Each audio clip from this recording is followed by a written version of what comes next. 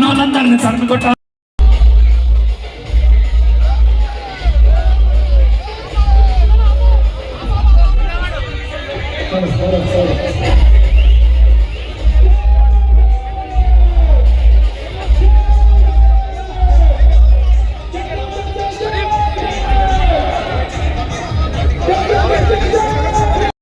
వేదిక మీదకి రావాల్సిందిగా ఆహ్వానిస్తున్నాం. శ్రీ పోత్నక్ ప్రమోద్ కుమార్ గారు, మున్సిపల్ కాంగ్రెస్ ఫ్లోర్ లీడర్, వేదిక మీదకి రావాల్సిందిగా ఆహ్వానిస్తున్నాం. విధానాలకు తిరుగుబాటు, తుపాకీనైనా పట్టుకొని అడవులకు పోయేంత ఉత్సాహపరిచే ఉపన్యాసాన్ని బాబాసాహెబ్ అంబేద్కర్ మీద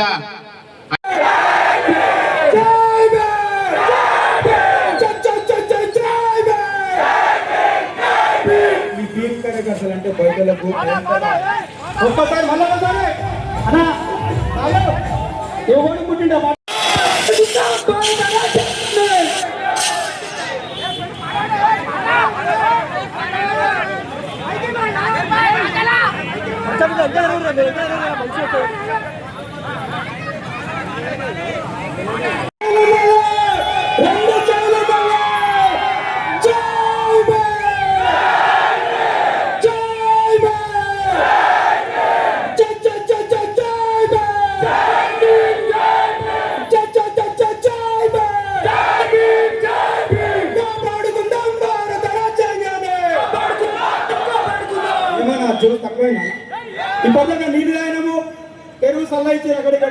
అంబేద్కర్ గారి జయంతిని గొప్పగా జరుపుకుంటున్నాం.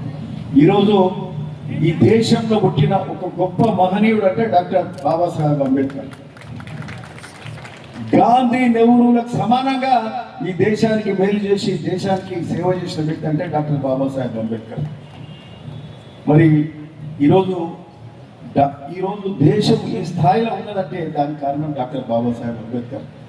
స్వతంత్రం రాకముందు ఏ స్థాయిలో ఉండే, ఇప్పుడు ఇంతమంది భక్తులు మాట్లాడిన అంటరాని తనం ఉండే.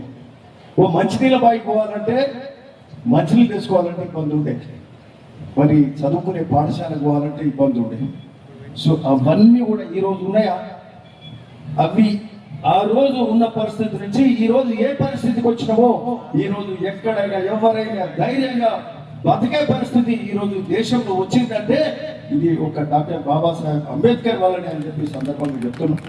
అందరికీ సమానత్వం ఉన్నది, అందరికీ అవకాశాలు ఉన్నాయి, అన్ని వర్గాలకు మేలు చేసే కార్యక్రమం ఎస్టీలకే కాదు, బలహీన వర్గాలకు మరి ఇతరత్ర అందరికీ కూడా మేలు చేసే కార్యక్రమం ఈ దేశంలో జరుగుతుంది. ఒక సమాజ స్థాపన దిశగా, ఒక న్యాయంగా మరి పరిపాలన జరిగే విధంగా, ఒక మరి అట్లనే శాంతి సామరస్యంతో దేశం ముందుకు పోయే విధంగా ఈరోజు ఈ దేశం నడుస్తుందంటే ఈరోజు అంబేద్కర్ రాసిన రాజ్యాంగం చదవనే తప్పితే ఇంకోటి కాదని సందర్భంగా చెప్తున్నాం.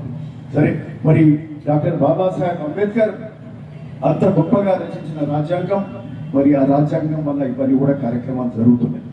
మరి ఈరోజు డాక్టర్ బాబాసాహెబ్ అంబేద్కర్ ఆశయాలకు తగ్గట్టు ఏదన్నా ప్రభుత్వం పనిచేసిందంటే అది ఒక కాంగ్రెస్ ప్రభుత్వం అనే సందర్భంగా చెప్తారు. మీరు ఉదాహరణకు తీసుకోండి, స్వర్గీయ ఇందిరాగాంధీ గారు ఏదైతే భూ సంస్కరణలు తీసుకొచ్చింది, ఇందిరాగాంధీ గారు భూ సంస్కరణలు తీసుకొచ్చి మరి అందరికి ఇంతో అంతో భూమి ఉండేలాగా, అంటే అందరికి ఇంత భూమి ఇంత ఆస్తి ఉంటే ఒక గౌరవం ఉంటుంది, గౌరవంగా తలెత్తుకొని తిరిగే పరిస్థితి ఉంటుందని చెప్పి మరి భూ సంస్కరణలు తీసుకొచ్చి భూమి ఇచ్చే కార్యక్రమం చేసింది. బ్యాంక్స్ నేషనలైజ్ చేసింది, అంటే ఎవరైనా పోయి ఏ బ్యాంక్ అయినా పోయి అప్పు తీసుకునే పరిస్థితి. అంతకుముందు ధనికులు మాత్రమే అప్పు తీసుకునే పరిస్థితి ఉండే. తర్వాత నేషనలైజ్ అయినాక అందరికీ అప్పు పుడుతుంది. వాళ్ళు వ్యవసాయానికి కానీ ఆర్థికంగా ఇతరత్ర కార్యక్రమాలు చేసుకోవడానికి, అంటే ఈ భూ సంస్కరణ కానీ బ్యాంక్స్ నేషనలైజేషన్ కానీ, మరి ఆ తర్వాత రిజర్వేషన్లు కూడా ఇచ్చిందంటే కాంగ్రెస్ ప్రభుత్వం ఇచ్చింది. ఇంకెవరైనా ఇచ్చిండ్రా అని ఈ సందర్భంగా అడుగుతున్నా. ఓన్లీ కాంగ్రెస్ తోటే ఇది సాధ్యమైంది. ఈరోజు రిజర్వేషన్ల వల్లనే ఈరోజు ఎస్సీ, ఎస్టీ, బీసీ వర్గాలలో ఇంజనీర్లు, డాక్టర్లు.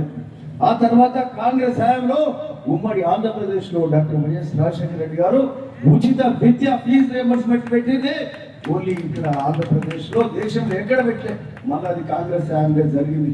సో ఈ విధంగా అంబేద్కర్ ఆశయాలను ఎక్కువ పాటించిందంటే ఇది కాంగ్రెస్ ప్రభుత్వం తప్పితే ఇంకోటి కాదు.